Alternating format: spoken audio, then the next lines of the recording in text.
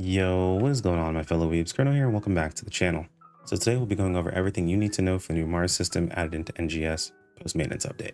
But before we jump into that, if you're new here, as always, growing up, looking for PSO2 content, would much appreciate a subscribe as we work our way towards that 10K mark, hopefully, by the end of this year.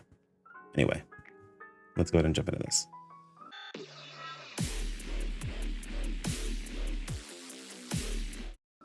So once you log in and you're trying to unlock M.A.R.S, M.A.R.S is pretty straightforward. Basically, it's just unlocked in chapter 2. You will just be talked to and say, hey, M.A.R.S is unlocked. Come test out our new system, so on and so forth, right? A little bit disappointing. I was kind of hoping they were gonna at least introduce a cutscene for it, but it seems like it's being introduced very similar to that of the way the AIS was back in base PSO2, very, very limitedly. I was hoping they'd go more the Dark Blast route where it's fully baked into the story. But I feel like it's going to be part of the story later on, like for set pieces and things like that. I just kind of wish they used that here as well. But enough of my complaints. Essentially what'll happen is you'll unlock M.A.R.S, you get 3 free updaters, and we'll talk about how those are used here really quick. But essentially they're used for your skill points exchange. So you get your 30 updaters, you exchange them for skill points. You'll have 30 skill points, or 31 from the very beginning. Take those and use them to learn skills. M.A.R.S has 4 overall weapons, 3 subunits, and then some common skills at the bottom. So your 4 weapons are Garm, Nidhogg, Hydra, and Skyla. You also have the 3 sub-weapons Fenrir, Fafnir, Linworm, and then the common skills that are listed here. Just a quick note, if you want to just figure out, hey, how do I do my skill tree when it comes to this? Unless you're doing some very specific min-maxed or optimized setup, essentially you're just going to grab all the points for your 2 weapons, the 3 points for your sub-weapon, and then I would recommend spreading your points out here.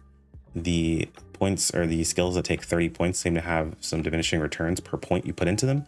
So the first 5 points seem to be totally fine, as you can see here from potency up. The first 5 points seem to be 1%.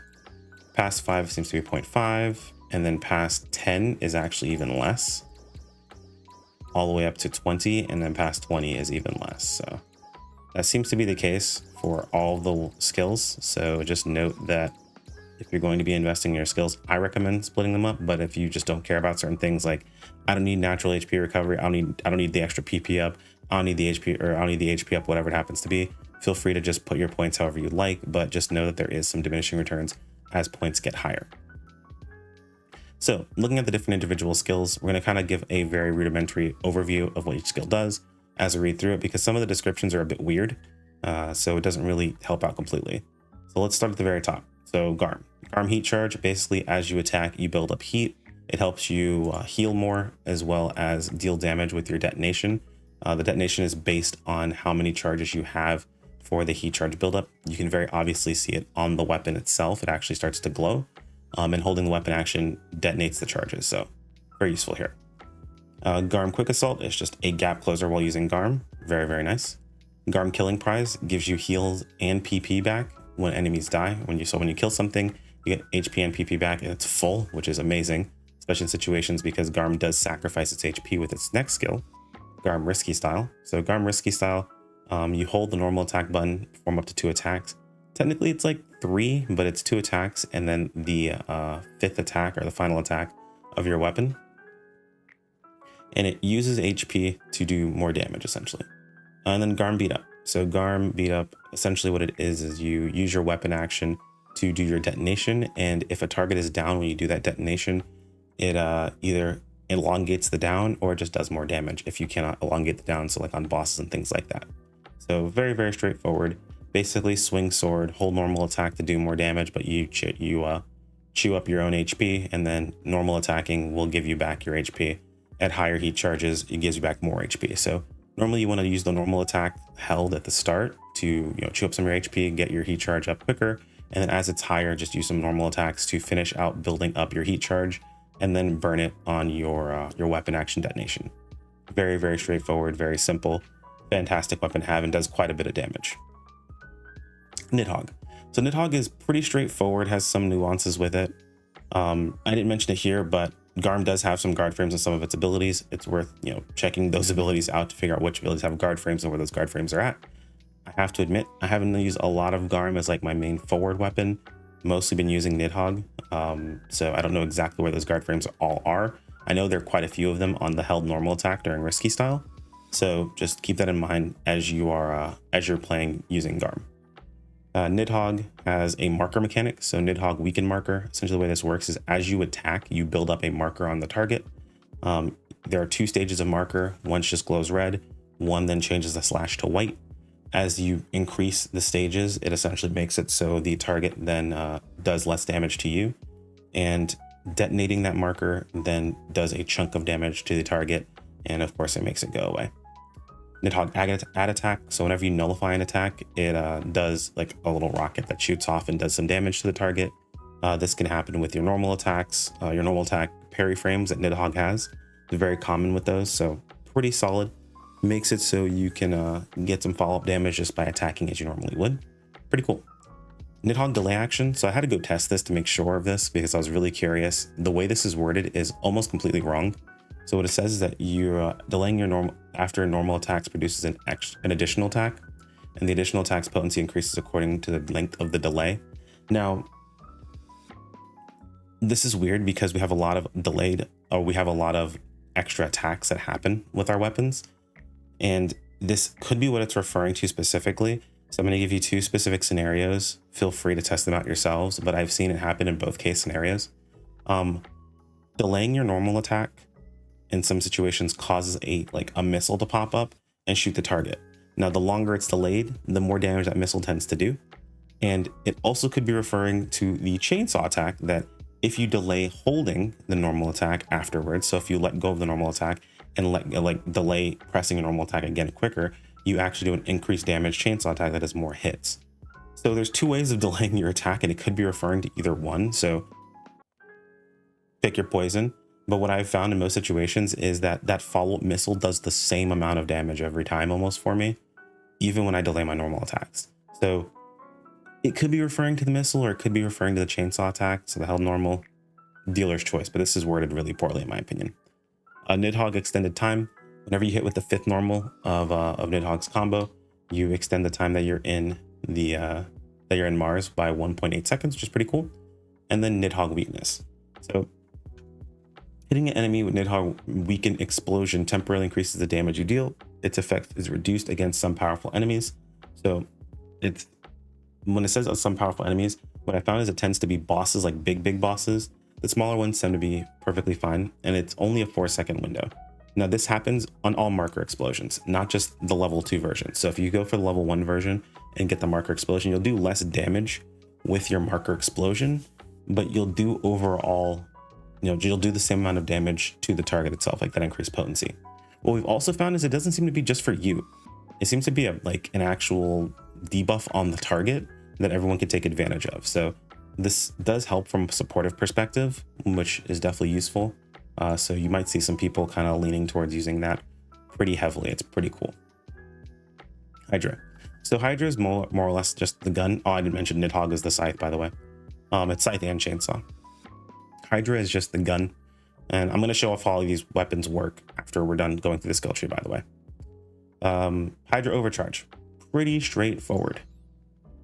Builds up gauge when you hit a target a certain number of times. Once the gauge is full, a certain number of normal attacks will become powerful attacks. As long as the effect is active, the amount of PP that each weapon recovers naturally will be increased. So you just hold normal attack. From what I found is after 2 volleys of normal attacks, you get the overcharge and you shoot the laser 5 times. So if you hold your normal attacks, you shoot like normally. At the 5th shot, you shoot like a laser or whatever. The second round of those, if you're just attacking consistently, is 5 laser shots. So it's just shoot, big laser, and then shoot, big laser, big laser, big laser, big laser, big laser. So pretty standard.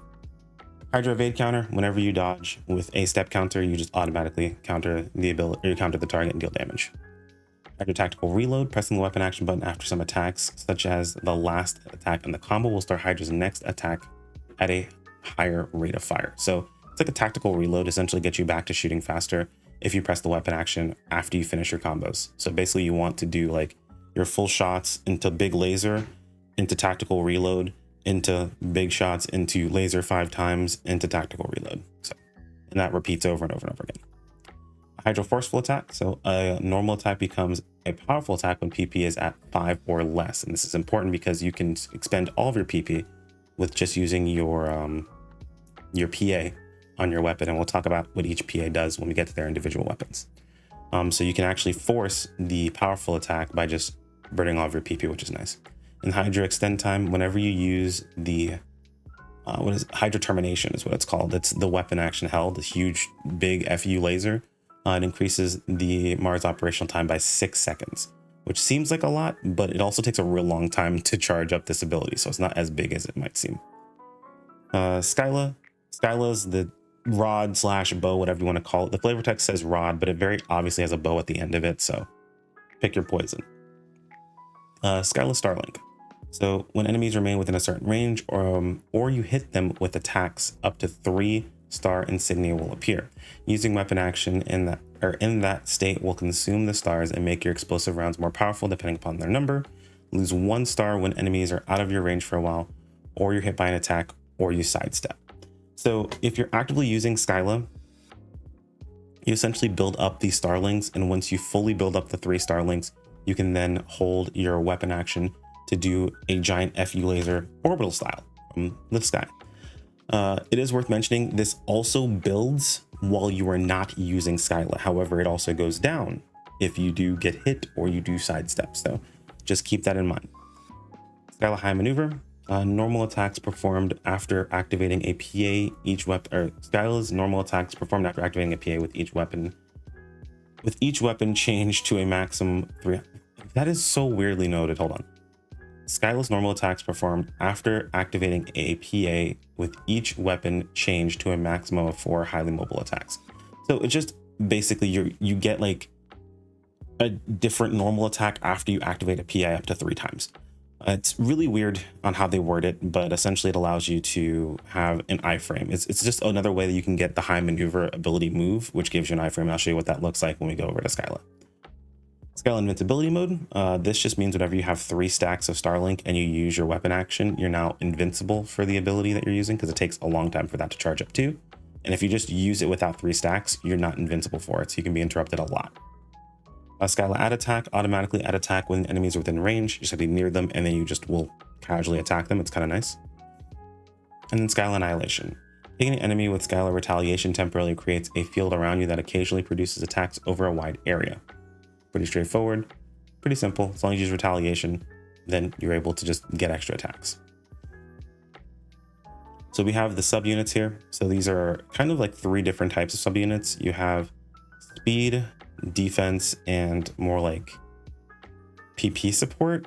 It's weird how they decide to go about this, but we'll talk about them individually. So Fenrir support action gives you increased move speed. There we go. Gives you increased move speed, and then you get support attacks. All of them have support attacks. It just has different intervals of how quickly they attack. And then of course there's a bit of time that it takes for them to boost up how strong they are. So support attacks 6 seconds, necessary time 30 seconds, and it increases your movement speed by 15%. Fenrir double step, you just can sidestep counter twice.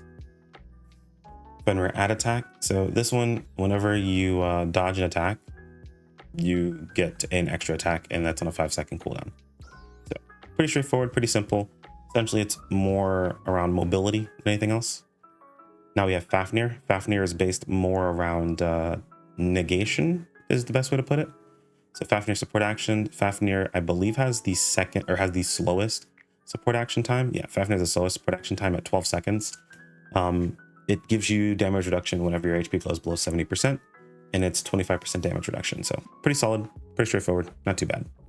Fafnir D-band field. So this just gives you more damage reduction within that field. It has a 15-second cooldown, and its effect duration is 30 seconds. So pretty solid. You can pretty much keep it up almost indefinitely as long as you're using Fafnir, and it makes it so you take less damage.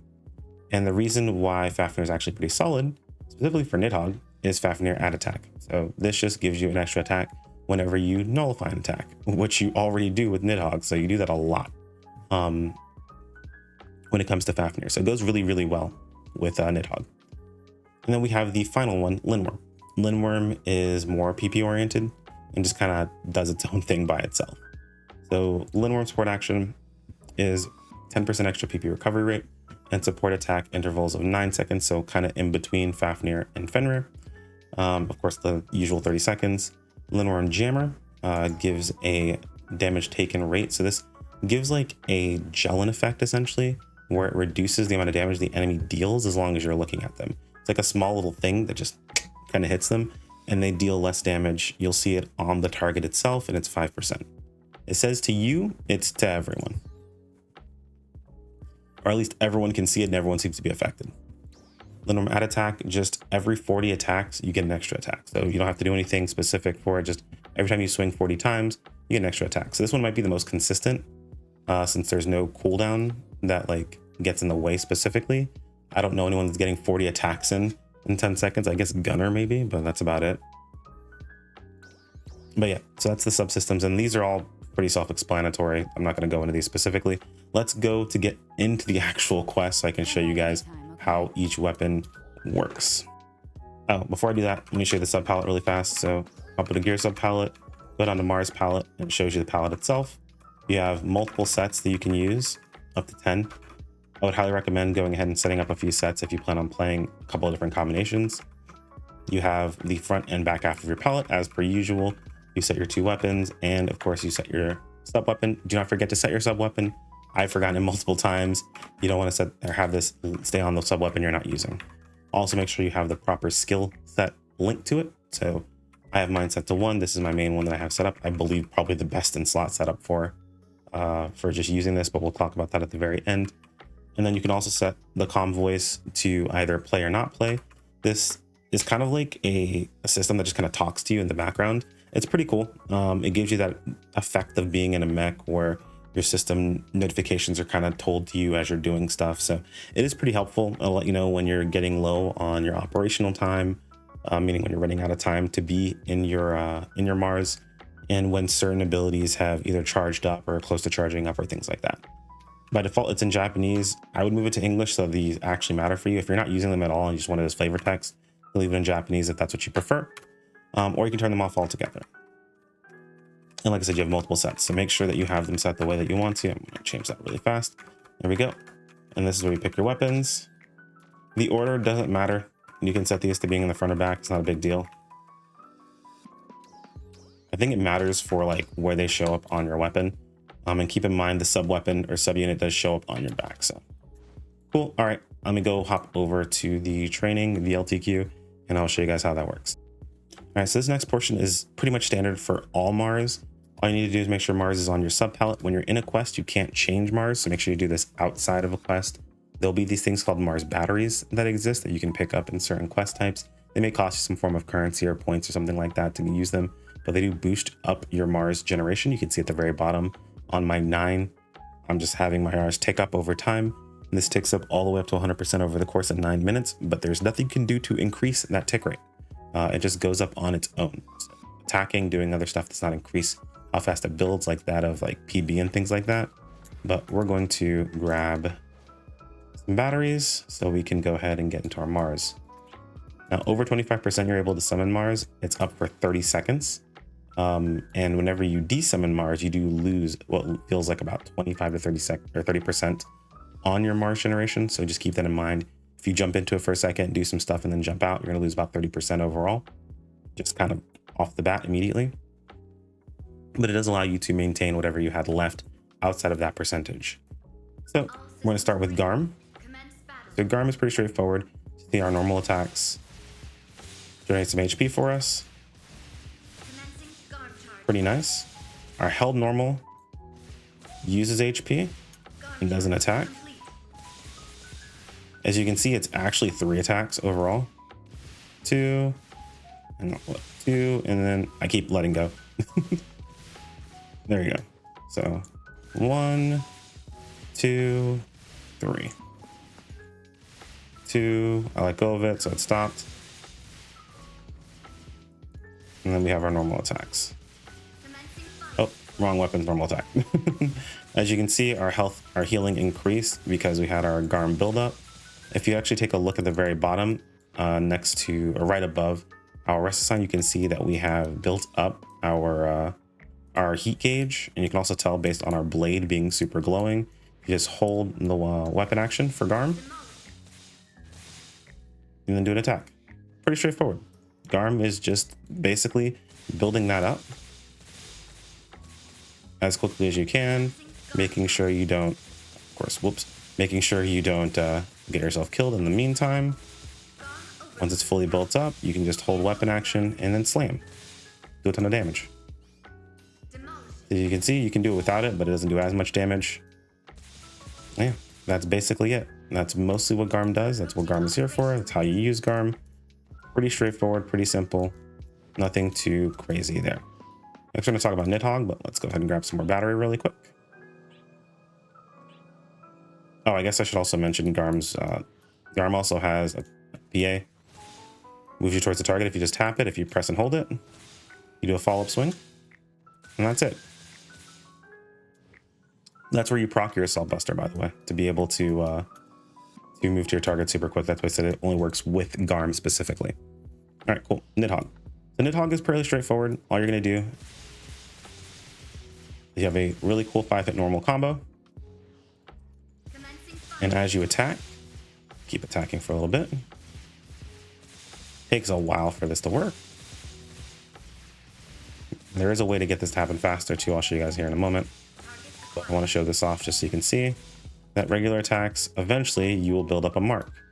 And that mark, if you press and hold the weapon action, will detonate. And you can see above the target has defense down, and it's only up for 4 seconds and goes away. Everyone's able to see this. Everyone can take advantage of it. It's pretty freaking solid. Now, you also have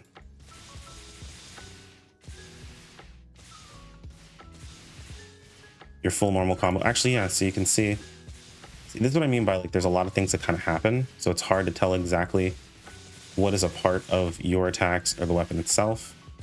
Because we have some missiles that are kind of going off, but they're not always going off, but they are somewhat going off. So it's like, it's a bit weird on how it works out. What I believe that ability is talking about specifically is this. As you see the chainsaw come up, just like over normal attack, you get more hits. Those hits do more damage. That's pretty much it. And as you can see, we have now a bigger mark. So we detonate it, does more damage, and we have, again, that same thing. So pretty cool, pretty straightforward. And then Nidhogg's PA is something you want to actually have up all the time. So we're going to go and grab some battery really fast here. So Nidhogg's PA, if you just press tap it normally, does an AoE around you, does some damage. But if you hold it, it charges the weapon, and now it's red. The cool thing about that is now you generate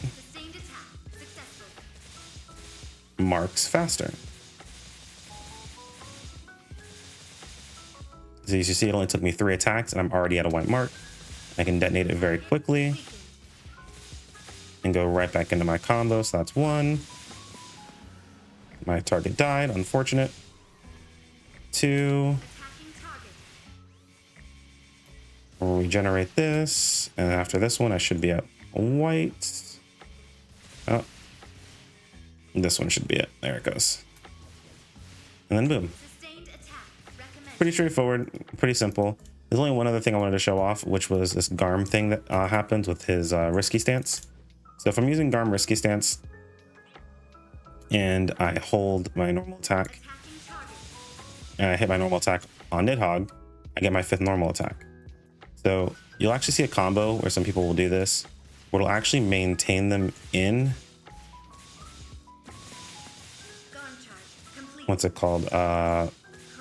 You'll stay inside your M.A.R.S longer. So pretty cool combo, but it also is super dangerous because, for one, you're not regenerating any HP because you're not normal attacking at all. You want to keep that in mind. You also aren't building up your mark faster.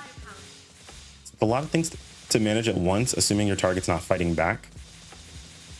But if you can get it to work out, you're able to do things like this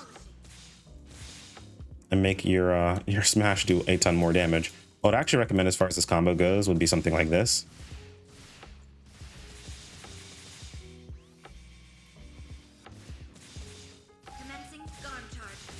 It allows you to get a little bit of chainsaw in the mix there too.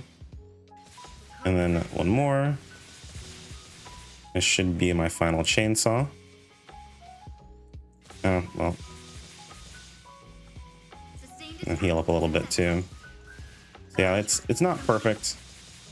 but you're able to get situations like this, which is really cool.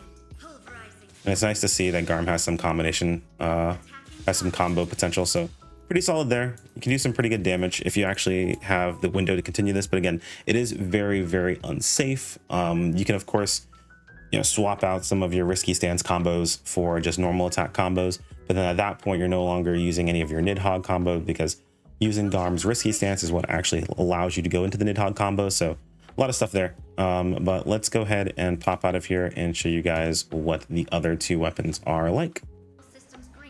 All right. So here we have Hydra as well as Skyla. Hydra's pretty straightforward, and just shoot.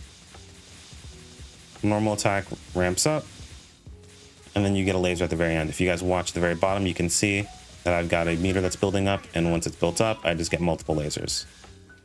Now, if I weapon action in between, which I think I want to put my weapon action in a different spot. I don't know if I can change that. I don't think I can. Oh, no, I can. Okay, cool. So I want to make sure I have access to these pretty easily. So what I'm going to do is I'm actually going to move Hydra's weapon action to right here. Skyla's weapon action right here. And then we'll put Skyla's PA back here and Hydra's PA back here. This is just for my own stuff. Don't worry too much about that. All right. So the reason we want to have easy access to the weapon action, which did it not save that? Hold on. Am I bugging? Oh, it won't. It'll let you change it, but it won't save it? That's weird. Maybe if I jump out and jump into this. Hold on a sec, guys. There it goes. Okay, cool. Jump out and jump in. It works. Awesome. So I'm on the fly learning. Anyway, so if we just shoot, the reason we want to have access to our weapon action, because we can tactical reload after laser to start shooting faster again. Kind of messed it up there. Worth knowing how fast you're shooting. The tactical reload does help out. I mean, I'm kind of screwing it up a little bit by not doing it. 4, 5. And just shoot faster.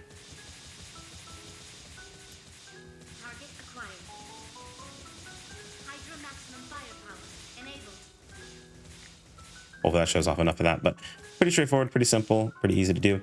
That's basically it. The reason why you want to also have access to the skills we talked about when it comes to Hydra is you can also use Blessed Napalm. Blessed Napalm has a iframe on it as you're jumping back, but it also has the effect that if you just press it once, it gives healing, but it also gives PP recovery if you press and hold it, if you want to give up using all of your, or want to use all of your PP to do that.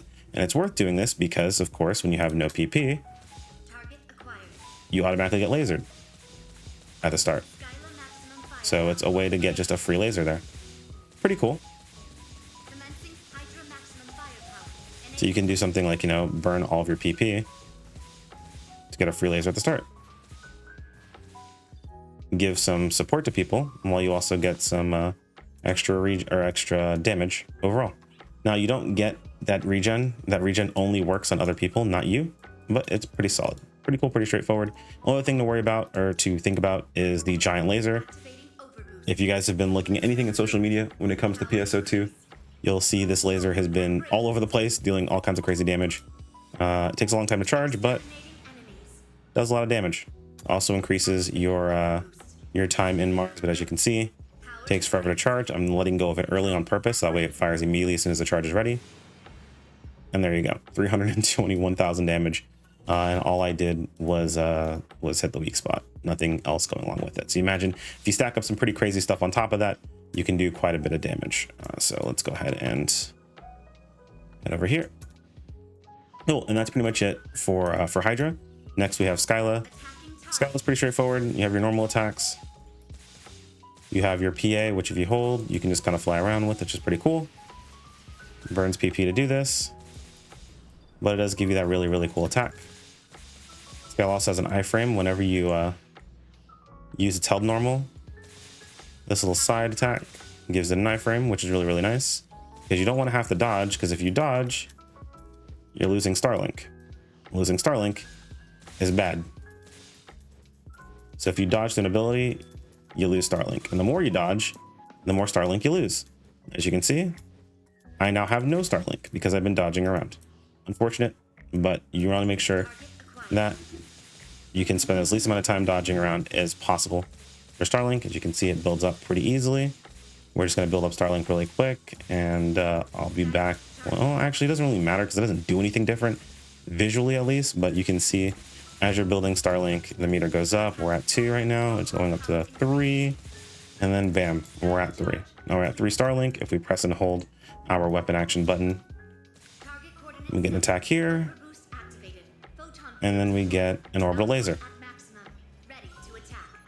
I'm running over it early, so it fires off immediately, but you can keep holding it to aim it at different locations. And that's mostly it when it comes to these two weapons. As you can see, they just kind of do their own thing. You actually build up Starlink while doing nothing. If you're just near a target, you build up Starlink, which is kind of funny. And I believe it actually, let me see, I'm gonna grab a little bit here. I believe it even builds up. Let me see if I can get, I'm gonna build up Starlink again here really quick.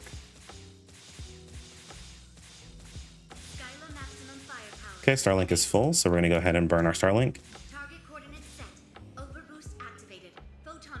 As you can see, oh, is it? Yep, Starlink is already building up as this is going off. So doing nothing, Starlink also builds up. Pretty freaking funny, honestly. But yeah, that's basically it when it comes down to all the different weapons and how they work. Again, this is very rudimentary. There are some nuances and different things as far as like the power of individual weapons and combinations you can put together. I would recommend experimenting with this, but if you only care about like what the meta choice is right now, I'm gonna show you that really quick. Hold on a sec. All right, so I kind of alluded to this earlier. Like I said, if you guys are following social media, you would have probably seen some of these crazy clips. But right now, Hydra is absolutely busted. It does an insane amount of damage. It takes forever to charge. However, it does a lot of damage, like a lot of damage. And the thing about this charge is, while it takes forever, you can precast it. So when something is going to become available, you can start charging it beforehand. And as you can see, you can do this basically infinitely. You do not have to have any PP. You don't have to wait for anything. The only thing that sucks about this ability is the fact that essentially you can't, or you can be hit out of it, right? But during downs, it doesn't matter because nothing is swinging on you. So you can basically just do this for free. And you'll find that people right now are absolutely crushing content and basically waiting for downs, getting set up and absolutely obliterating stuff. So if you want the best in slot setup, it's more or less whatever you want plus Hydra. I'm using Nidhogg because you can also do a nice combination of where you get a mark. Let's say you're trying to support your team and you get the mark yourself, and then someone else go, or you detonate it for your team that has Hydra set up, and they just blast it right then and there. So I personally like Nidhogg, so I'm going to be using Nidhogg. If you don't want to use the Hydra cheese, I think Nidhogg and Garm is a really good combination. Like really, really strong. If you want like the ultimate like overall setup, in my opinion, it's going to be Garm and Hydra, with Hydra on the back burner to be able to just blast whenever you're ready. But realistically, you can get away with mostly anything. And you're not really going to be doing bad damage. You're going to actually be killing it. So how you decide to go about this is up to you. Do I think this is a problem? Not really. They're going to eventually balance Hydra. We've had broken things in the past before. It happens all the time with new content. I expected something to be busted, perfectly honest. I'm surprised it wasn't worse. But the fact that people are using this with precast does not surprise me in the slightest. Small things to note about this. One, you cannot use, or you cannot get the benefit of a lot of different things. So things like shift a D-band do not work on you, nor do they remain if you hop into M.A.R.S. So just keep that in mind, that you will lose your shift a D-band. You can't shift D-band, of course, or use any of your side palette abilities from your class while you're in M.A.R.S. And when you pop out of M.A.R.S., those abilities or those items are not back. As far as scaling goes, there is some BP scaling.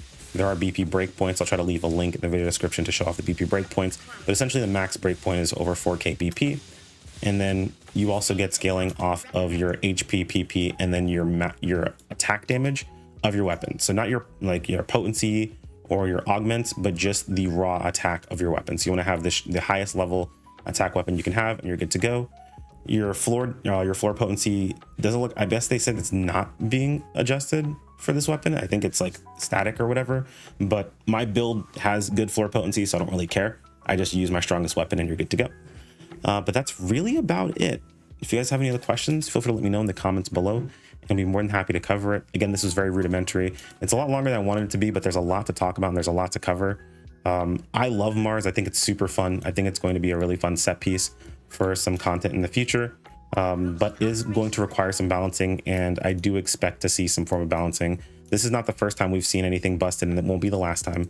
And I expect that there would be some situations where we're going to hyper blow up enemies, and it's something that's going to happen a lot. Oh, I guess another thing to mention is the M.A.R.S. updaters and how to farm those really quick, just so you guys are aware. M.A.R.S. You will need updaters to get more skill points, and there are two primary ways I foresee people farming updaters. You can get them from combat zones in Alio right now. So in the Crimson Realm, you can get a lot of them. In about an hour, I got 13. Or if you have an optimized group that is able to burst down Darkfall's interception in the trigger, there's a new rank 4 of the trigger where you have a high chance of getting an updater upon completion. You can basically blast them in a couple of minutes and have a good chance of getting updaters each time. It is not guaranteed. I want to repeat, it is not guaranteed. There have been people that I have run with personally who have not gotten updaters on clear. So if you're super unlucky or you guys aren't killing it fast enough, you may end up in a situation where farming the trigger is not worth it for you if you're just after updaters. There's other items there that drop as well. You've got X cubes or class cubes and things like that, so they are useful and you can absolutely farm that and get a lot done. But if you want like a consistent farm, maybe you don't have a dedicated group to farm with, then it's worth just farming PSE bursts in something like Resil Forest, Mount Magnus, or Van for Laboratory Ruins. Of course, we have the Crimson Realm going on. After it's gone, we'll have to see how the drop rates work out, but getting these PSE burst farms are pretty solid. And that's it. Let me know if I missed anything, guys, in the comments below. Like if you enjoyed the video. So if you want to keep up with more, and I'll see you next time. Oh, and thanks to the channel members. I haven't forgotten about you guys. Still appreciate you. You still be on screen, and you're amazing. Take care, my friends. Peace out.